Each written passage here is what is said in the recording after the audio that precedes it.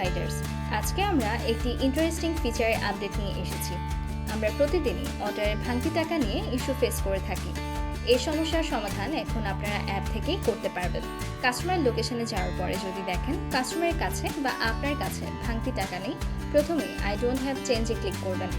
এরপর transfer change page থেকে the amount that customer gave you বক্সে কাস্টমার যত টাকা আপনাকে দিয়েছেন সেই অ্যামাউন্টটি বসাবেন এবং ট্রান্সফার চেঞ্জ বাটনে ক্লিক করবেন। কাস্টমার রিফান্ড ওয়ালেটে বাকি টাকা সাথে সাথেই চলে যাবে।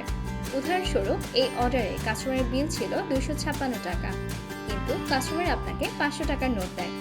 এরপর ট্রান্সফার চেঞ্জ পেজ থেকে the amount that customer gave you বক্সে আপনি 500 টাকা ইনপুট দেবেন।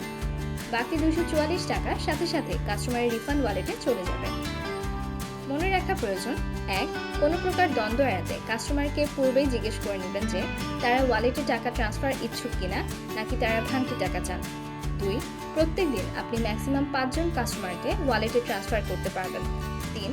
প্রতি কাস্টমারকে ম্যাক্সিমাম 300 টাকা এবং সারাদিনে টোটাল 1500 টাকা ট্রান্সফার করতে পারবেন এই ফিচার দিয়ে। 4.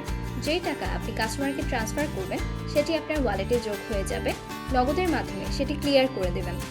আরও কোনো প্রশ্ন থাকলে আপনার এরিয়া ম্যানেজার বা রিক্রুটারের সাথে যোগাযোগ করুন।